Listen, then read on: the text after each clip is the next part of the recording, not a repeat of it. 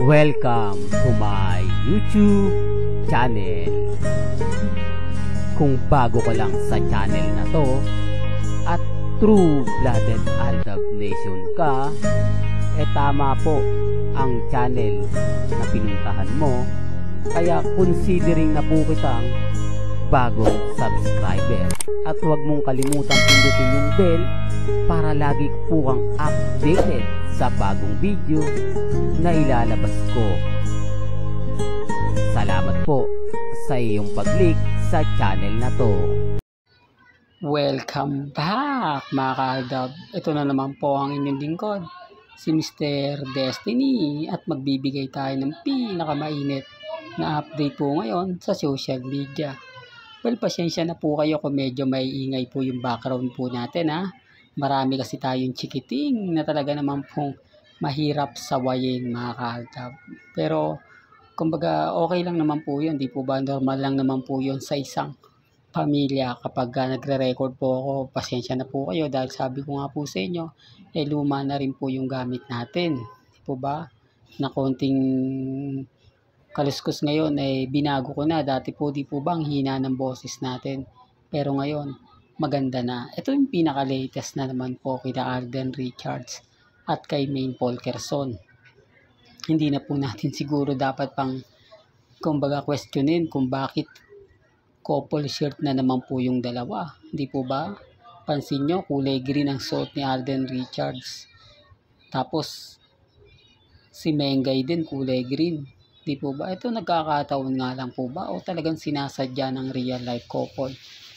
Ito lang po kasi yung kumbaga patunay na hanggang dito lang talaga ang po pwede mo nang gawin ni na Alden Richards at ni Maine Polkerson. Hindi po ba? Sabi ko nga po sa inyo, kampante lang kayo, relax lang po kayo. Di po ba? Sa dami ng mga balita na nakukuha po natin, sa dami ng mga kumbaga pinapaliwanag at sinasabi ng ilan, doon pa lang magkakaanuhan di po ba? Magkakaroon na ng mga ganitong bagay, etc. etc. Pero okay lang. Sabi ko nga po sa inyo, may mga bagay-bagay po na mahirap nga po talagang ipaliwanag. Lalo na nga po kapag ang pinag-uusapan natin ang real life couple. Di po ba? Sa mga nagre-react po na ang salitang single kay Alden, yan naman po kasi talaga ang totoo. Si Alden Richards, single lang po talaga. At si Richard Polkerson Jr., may asawa na. Kita nyo ang tawag lagi ni Bossing Richards. Bihira niya tawagin na pangalang Alden.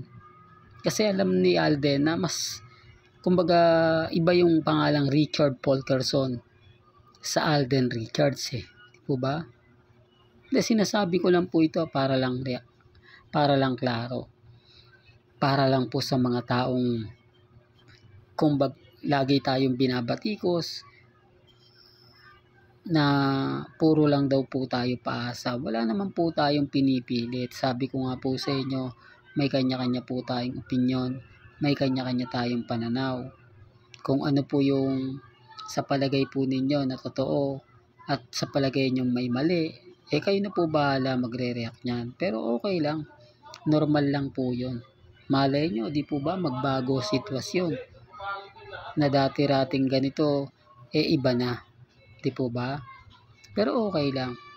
Lagi ko naman pong sinasabi at lagi kong pinapaliwanag na dumidepende na lang po ito sa sitwasyon. Dumidepende na lang po ito sa mga kumbaga aksyon ng mga ilang netizen. Di po ba? Real talk mga ka-Aldab. Pasensya na po kayo kung di sinasabi ko lagi real talk. Dahil totoo naman po Ako updated tayo. Lahat po ng mga nangyayari sa social media, lahat po ng nangyayari sa Instagram, sa Twitter, sa Facebook, updated po tayo. Sila po pwede nyo sabihin na hindi. Sila po pwede nyo sabihin na oo. Di po ba? Pero okay lang. Hindi naman po ako kumbaga namimilit. Sabi ko nga po sa inyo, may mga bagay-bagay po na relax lang, di po ba? Kampante ka lang, maging matatag, di po ba? Kaya lang syempre may mga point na masakit, di po ba? Pero yun po talaga yung totoo na tayo po talaga yung laging panalo, na hindi po talaga nila matanggap. Ang gusto po kasi nila, bumitiw na rin po daw yung fandom ng Aldab Nation. Kumbaga sumabay na lang tayo sa agos. Katulad ko, sinasabihan nila na update mo na lang kay Alden at kay Catherine. Maghanap ka na mga update, maghanap ka ng mga ganito ganyan tulad ng ginagawa mo kina Alden at kay Maine. Madali ka naman makakakuha ng impormasyon dahil kumbaga updated ka sa social media po ba? Pero hindi ko ginawa kasi itong channel ko naman po, hindi naman lang tayo nagpaparami ng viewers hindi naman tayo nagpaparami ng kumbaga subscriber o mga laging tututok. Although sinasabi ko kung bago ka lang, siyempre yung iba po kasi since 2015 hindi pa po sa atin nakatutok. Kaya kapag ka napanood nila yung channel natin, saka lang po sila magsasubscribe. Di po ba? Yung iba nga po sinasabi nilang, ay may Aldab pa pala, buti na lang na andyan ka Mr. Destiny. Patuloy kang nagbibigay sa amin ng update, kahit throwback video yan, masaya sa pakiramdam, masaya sa puso. Lalo na po kapag ganito yung mga galawan, di po ba? Same color na naman po sila. Bakit nga po ba naisip ni Maine Polkerson na maglabas ng ganitong kasuotan? Gayong nag-post po si Alden Richards ng ganito ring kulay. Pero hindi po ako namimilit Gaya ng sinabi ko, may kanya-kanya po tayong opinyon at pananaw.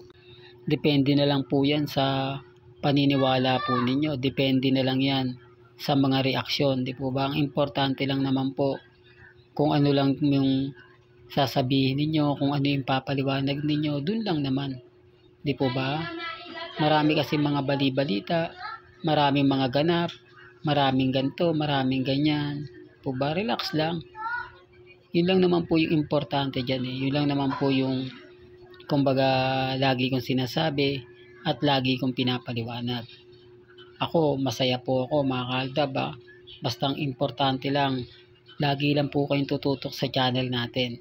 Lagi lang kayong kumbaga maging updated. Lalo na nga po ngayon na talagang gigil na gigil po sila sa atin. Itong update ko to. Marami magre-react to. Hindi, Mr. Destiny, nagkataon lang naman na ganitong kulay ang isusuot ni Mengay. Tapos ganitong kulay din yung ipopost video ni Alden. Nagkataon lang naman niya. Kumbaga nagkataon lang hindi naman sinasadya. Ito yung pambasag nila. Pero sa tingin nyo po ba, nung nakaraan nakakulay blue si Alden, tapos nakakulay blue rin si Mengay, lagi lang po bang nagkakataon o talagang sinasadya lang talaga ng real life couple? Sinasadya nila na para lang mapaisip yung iba? At bakit napaka-sexy na mga suot ni Mengay ngayon? Pansin nyo, kumbaga hindi na siya katulad ng dati na mahaba. Talagang masisikip na pantalon po yung sinusuot niya. Para saan? Para makita po talaga na hindi po talaga siya buntis. Para isampal din po yan sa mga nagpapakalat po. Di po ba? Sa mga nagsasabi na, hindi, Mr. Destiny, mali ka ng balita, mali ka ng pahayag. Diba?